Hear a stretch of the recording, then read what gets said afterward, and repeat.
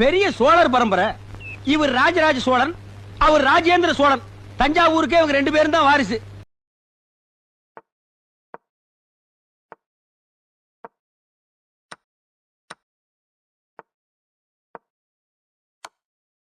ஆமா, ஆளை பார்த்தா கொஞ்சம் ஒம்பளுக்கிற மாதிரி தான் இருக்கான்.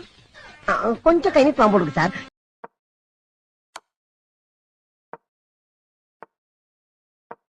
நீங்களா மனுஷங்களாடா?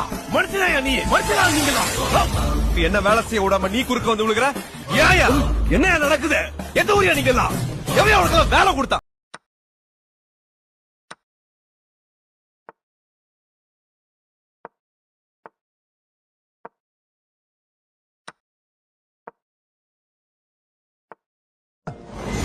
Bro, I don't care.